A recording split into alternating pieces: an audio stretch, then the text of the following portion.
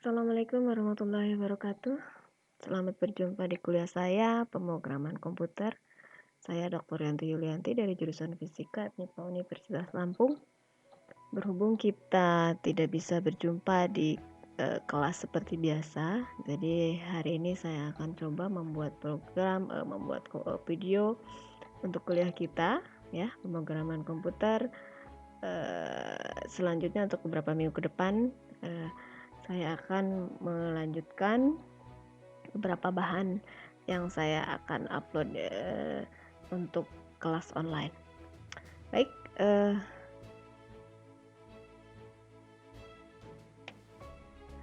jadi hari ini bahan kita dalam kuliah kita adalah pengambilan keputusan. Jadi selama ini sudah kita pelajari beberapa hal seperti mendeklarasikan variabel, inisialisasi variabel, lalu kita juga sudah belajar input output, ya, pakai cin, cout, printf. Dan itu semua perintah-perintah tersebut itu dikategorikan sebagai perintah sederhana yang bentuknya linear. Jadi artinya komputer akan mengerjakan perintah dari atas ke bawah sesuai dengan yang Anda perintahkan. Ya, jadi tidak akan ada yang dilompat. Nah, nanti perlu diketahui bahwa perintah-perintah tersebut bisa dikelompokkan, ya. Nanti ada satu kelompok yang perintah pada saat kita belajar pengambilan keputusan, ada kelompok yang dikerjakan, ada kelompok yang tidak dikerjakan. Jadi contoh seperti ini. Ada statement 1, statement 2, statement 3, ya. Ini adalah kelompok perintah yang dinyatakan dalam kurung kurawal buka dan kurung kurawal tutup. Oke, ada beberapa cara untuk pengambilan keputusan dalam C++. Ya, jadi memang tiap bahasa memiliki format sendiri untuk setiap logika. Jadi dalam C++ ada penggunaan if dan else. Ya, jadi bisa if saja atau if disatukan dengan else. Tetapi tidak ada else tanpa if. Jadi bisa if, lalu if di dalam if ada if. Nah, di dalam if bisa ada else, lalu ada if lagi, ada else lagi, ya. Nanti kita akan lihat tergantung dari kebutuhan kita, tergantung dari masalah yang akan kita hadapi. Jadi sebelumnya sudah saya jelaskan pada saat kita belajar operator kesamaan. Ada namanya operator kesamaan. Jadi tandanya seperti ini, ada sama dengan 2 kali, ya. Ini tandanya Anda membandingkan satu dengan yang lain. Lalu kurang dari, lebih dari, kurang dari sama dengan, lebih dari sama dengan, dan tidak sama dengan. Jadi operator-operator tersebut nanti kita akan gunakan untuk menggunakan perintah if else, ya. Jadi format penggunaan if, jadi yang pertama tanpa else dulu, ya. Jadi ada tulisan seperti ini, if huruf kecil semua, lalu syarat kesamaan. Jadi Anda boleh masukkan salah satu dari syarat kesamaan, boleh ada 2, lalu bisa tanda pakai and atau or, ya. Lalu jika syarat kesamaan tersebut dipenuhi, maka Anda lihat di sini ada kelompok perintah ditandai dengan kurung kurawal buka dan kurung kurawal tutup. Statement 1, statement 2, statement 3 merupakan satu kelompok perintah akan dikerjakan jika syarat kesamaan tersebut di sini dipenuhi. Nah, jadi jika syarat kesamaan tidak dipenuhi, maka komputer akan melewati statement 1, statement 2, statement 3. Jadi statement 1, 2, dan 3 tidak akan dikerjakan. Saya akan jelaskan dulu program yang akan kita buat sama-sama.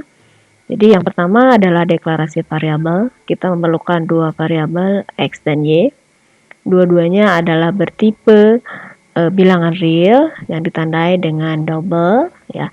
Lalu X kita isi dengan angka 1 dan Y kita isi dengan angka 2. Oke, nah ini adalah inisialisasi variabel kita.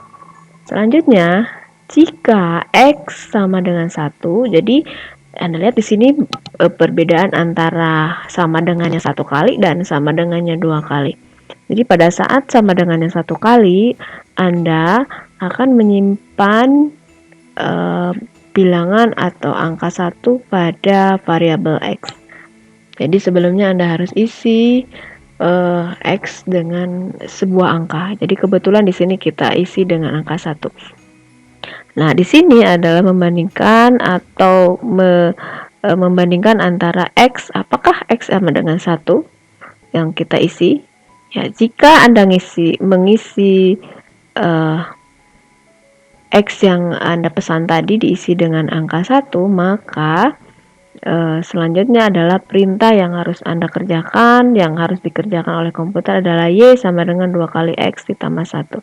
X-nya adalah 1, maka Y 2 dikali 1 ditambah 1. 2 kali 1 adalah 2 ditambah 1 jadi 3.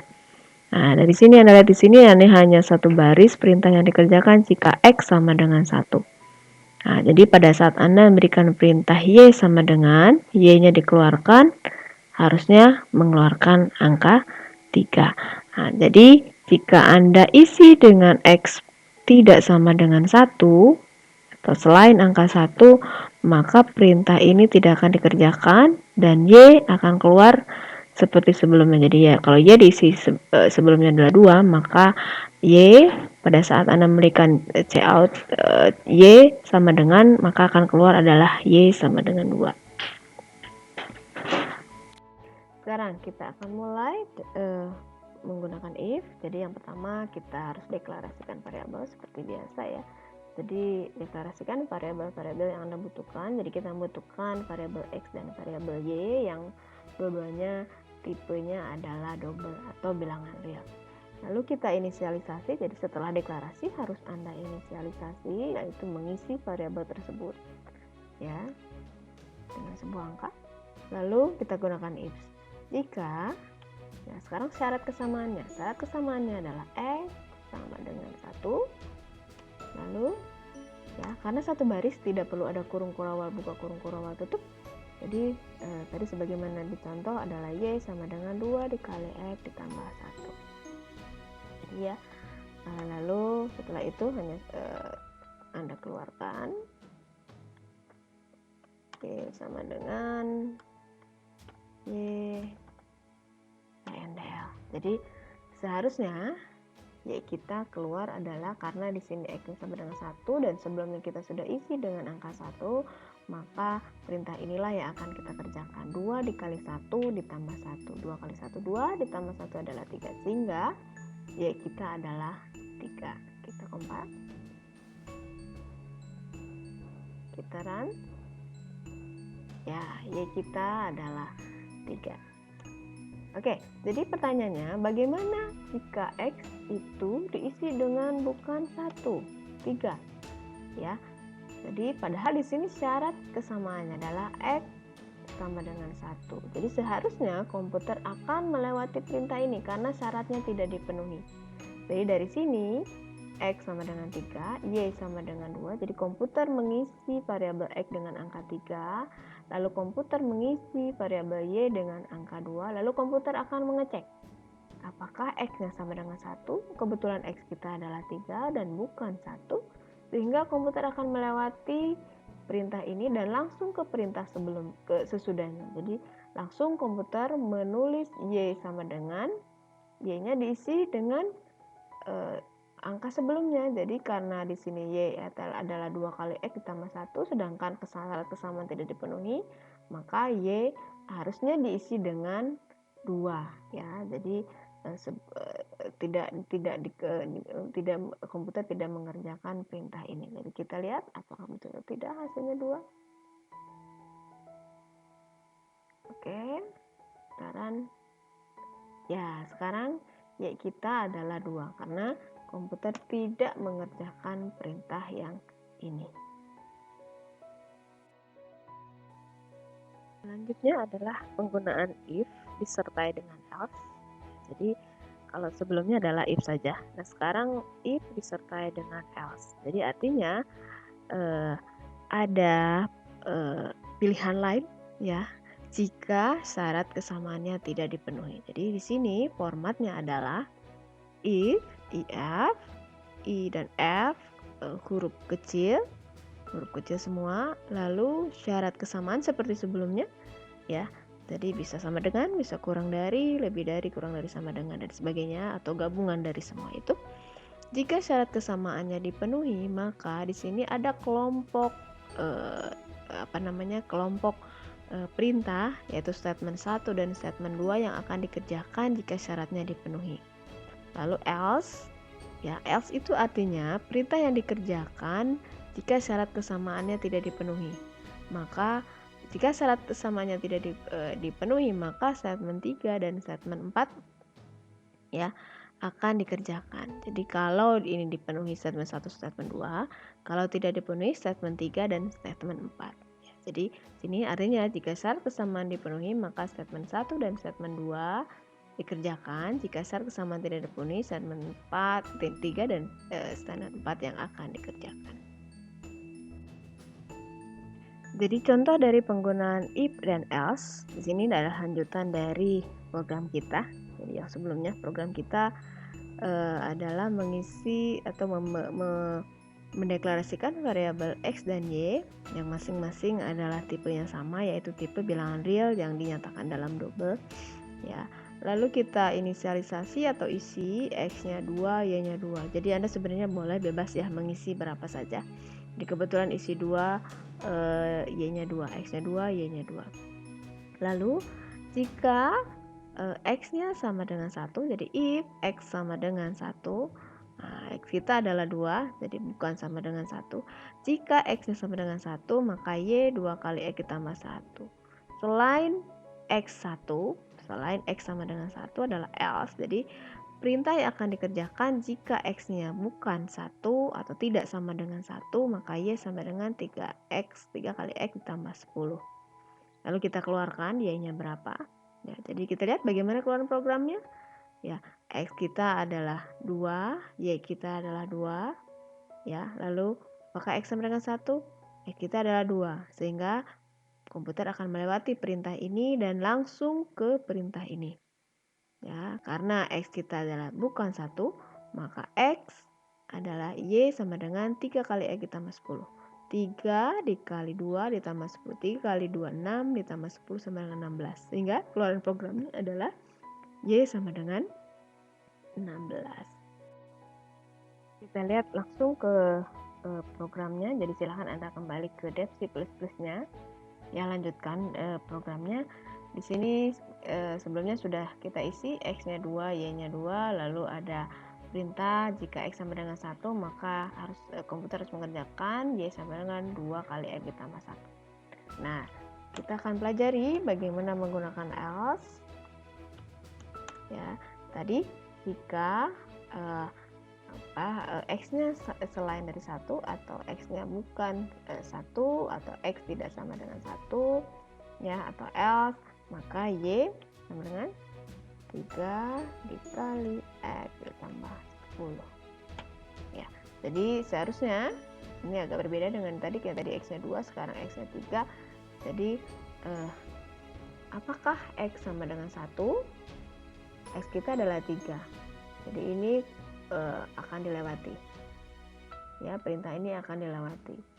Jadi perintah selanjutnya adalah else y 3 dikali 3 adalah 9 ditambah 10. Jadi kalau sebelumnya tadi tidak ada pilihan else, jadi kalau ini tidak dipenuhi maka y-nya tidak diapa-apakan karena tadi hanya inisialisasi y sama dengan 2. Nah, kalau diberi perintah else, diberi pilihan jika x tidak sama dengan 1, maka y sama dengan 3 kali 3 adalah 9 ditambah 10, jadi 19. Jadi kita lihat hasilnya.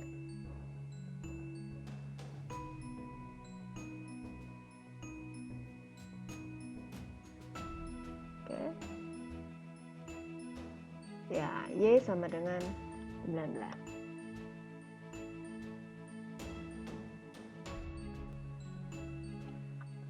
Perintah selanjutnya selain if else untuk memberikan pilihan kepada komputer apakah sebuah perintah dikerjakan atau tidak adalah dengan penggunaan switch case. Ya, switch case, lihat.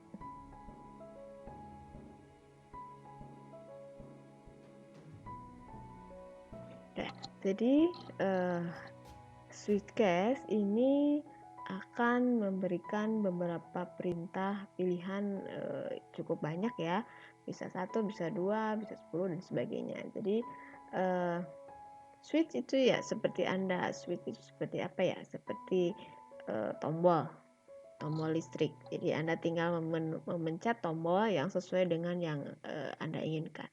Jadi ekspresinya seperti ini, formatnya seperti ini ya. Jadi switch SWITCH, huruf kecil semua, lalu di sini ada ekspresi.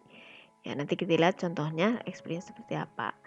Lalu di sini kita mulai dengan kurung kurawal buka, diakhiri dengan kurung kurawal tutup. Di antara kurung kurawal buka, kurung kurawal tutup, lalu ada case 1, case 2, case 3, case 4 dan seterusnya. Lalu di sini ada default. Default artinya jika pengguna Anda memasukkan ya konstanta yang selain di case 1 sampai case berapa yang yang Anda berikan ya. Jadi berikan pilihan kepada pengguna Anda jika mereka memilih konstanta 1 ya, akan mengerjakan statement 1 misalkan. Lalu jika pengguna Anda memberikan konstanta 2, maka akan mengerjakan statement 2 dan seterusnya. Ya, default artinya jika tidak semuanya, jadi misalkan Anda beri pilihan angka 1 sampai 10. Jadi misalkan Anda ketik angka 1 jika Anda mau mengerjakan apa, ketik angka 2 dan sebagainya. Jadi pilihan Anda ada 10. Tapi ternyata pengguna Anda mengisinya adalah 15, 18 ya. Itu tidak ada di antara pilihan Anda, sehingga bisa diisi dengan default, bisa tidak. Jadi kalau misalkan tidak diberikan default, jadi misalkan pengguna Anda mengisi dengan 15 padahal pilihannya 1 sampai 10, maka hanya lompat saja, tidak mengerjakan apa-apa. Sehingga tapi kalau di Anda diberi default, ya kalau pengguna Anda memberikan angka selain 1 dan sampai 10, misalkan 15, 17 dan sebagainya, maka yang dikerjakan adalah statement yang di bagian default ini ya. Selanjutnya adalah contoh dari penggunaan switch case ya sebagai menentukan keputusan dalam pilihan. Oke, jadi di sini saya yang pertama adalah mendeklarasikan sebuah variabel yang diisi dengan tipe variabel adalah char. Jadi nanti kita akan memberikan pilihan kepada pengguna Anda adalah karakter berupa huruf ya. Jadi angka 1, angka 2, angka 5 sampai 10 dan sebagainya itu juga bisa. Kalau hanya 1 berarti 1 karakter. Nah, di sini adalah huruf. Jadi kita akan memberikan pilihan kepada pengguna Anda adalah memasukkan huruf A atau B. Ya, bisa sampai Z boleh, terserah ya. Jadi dalam kasus ini adalah pengguna Anda akan diminta untuk memasukkan huruf A dan atau B. Jadi pilihlah huruf A atau B untuk memilih warna baju Anda. Jadi A merah, B biru. Jadi kalau pengguna Anda memakai baju merah, ketik angka A, ya huruf A. Jika pengguna Anda memakai warna baju biru adalah huruf B. Jika selain dari warna merah dan biru, nah, jadi tulisan Anda nanti akan baju Anda selain merah dan biru. Lalu, jadi pilihlah huruf A dan B untuk memilih warna baju. Berikan pilihan A baju merah, B baju biru. Lalu minta pengguna Anda untuk memasukkan huruf tersebut ya pakai CIN. Lalu switch huruf ya case A. Jadi di sini Anda lihat pakai switch, lalu variabel Anda isi dengan variabel yang yang pengguna Anda masukkan. Lalu jika huruf yang dimasukkan oleh pengguna Anda adalah A, nah di sini ada tanda petik 1, artinya karakter, maka keluar adalah tulisan baju Anda merah. Break itu artinya menandai case A selesai. Ya, lalu masuk ke case B. Jika pengguna Anda memberikan huruf yang dimasukkan oleh dia, variabel hurufnya adalah B, maka keluar tulisan baju Anda biru. Lalu break lagi dan seterusnya. Ya kalau pilihannya A, B, C, D, misalkan PE, ya ada 5, maka case A, jika pengguna Anda menulis huruf A, akan keluar apa atau mengerjakan apa, diakhiri dengan break. Jika selesai, ya diakhiri dengan break, lalu B, C, D, E, dan seterusnya. Jika pengguna Anda memasukkan huruf selain yang diberikan pilihan, kita punya pilihannya A dan B, lalu pengguna Anda menulis C misalkan, ya maka secara default ya artinya akan keluar tulisannya adalah baju Anda selain merah dan biru. Ya, bukan huruf A, bukan huruf B. Kalau huruf A baju merah, huruf B adalah baju biru.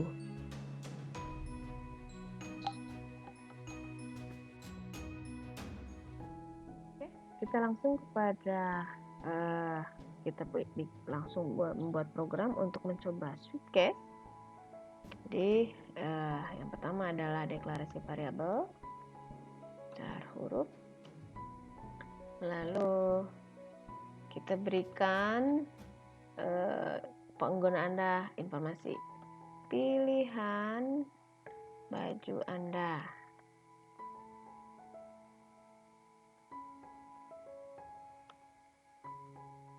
Cout A merah,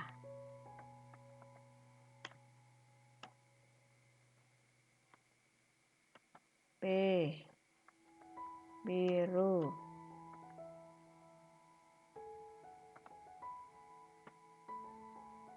oke. Lalu masukkan huruf A atau B untuk menentukan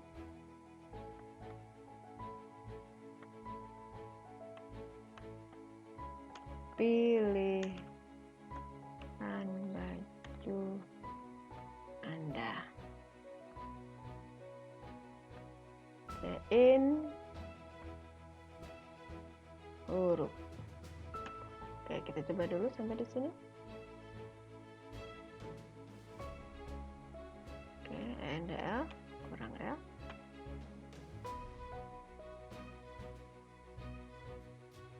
Oke, kita run. Seperti ini tampilannya. Pilihan baju Anda adalah A merah, B biru. Lalu minta pengguna Anda memasukkan huruf A atau B untuk menentukan pilihan baju Anda. Jadi huruf A, oke, sementara belum ada yang dikerjakan. Oke, sekarang kita gunakan switch case. Switch case, switch, lalu tadi ekspresinya adalah masukkan variabelnya. Variabel kita adalah huruf. Ya, lalu kurung buka. Oke, case. Karena kita pilihannya adalah 2, A dan B. Ya, case A. Cout. Baju Anda merah. Lalu break. Nah, kita copy saja dari sini.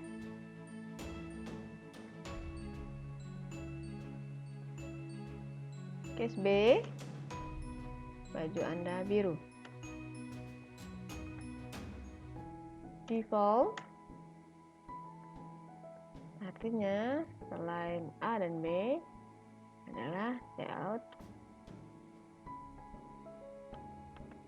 baju Anda bukan merah, bukan biru.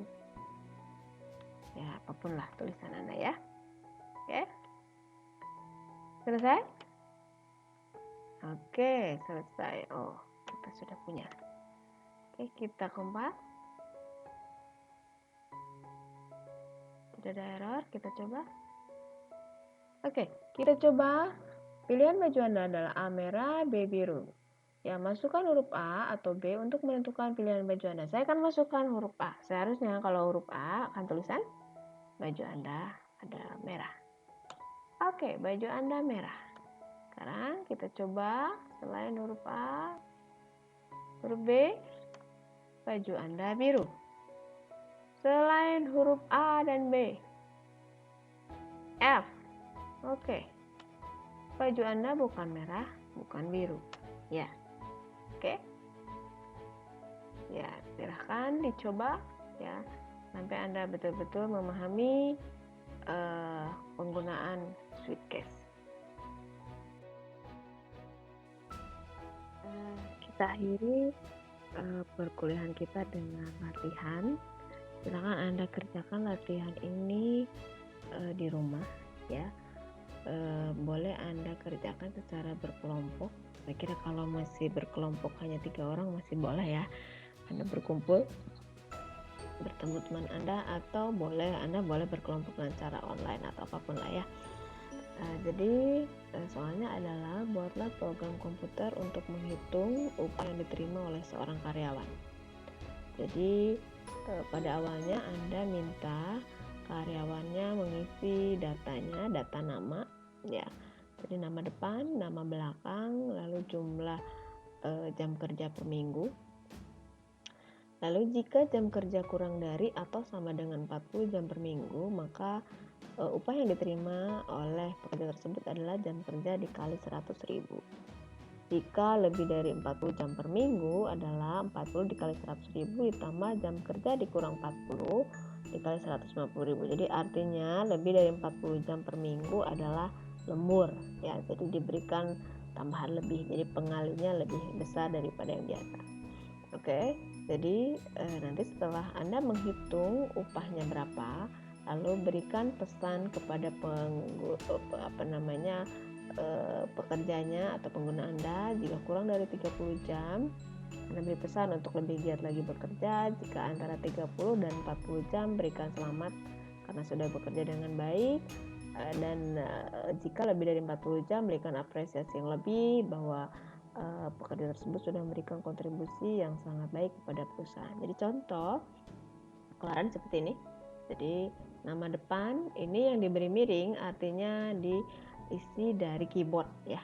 Jadi nama depan diisi dengan nama saya Yanti, lalu nama belakang diisi dengan nama belakang saya Yulianti, lalu jumlah jam kerja diisi ya, lalu setelah itu jam dipakai jam ya, 45 jam.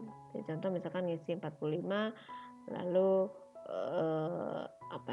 ada tambahan jam. Oke. Lalu upah Anda adalah jadi karena dia 45 jam, jadi rumusnya adalah 40 dikali 100, 4 juta ya, ditambah jumlah jam kerja dikurang 40, jadi 45 dikurang 40 adalah 5 kali 150.000 adalah 750.000. Jadi total upah yang diterima adalah minggu ini 4.750.000. Setelah itu ya, berikan pesan kepada pengguna Anda, halo nama depan nama belakang, tergantung nama depan yang diisi, nama belakang yang diisi. Jadi ini adalah keluaran dari variabel yang sudah diisi tadi, Yanti Yulianti, dan nama belakang.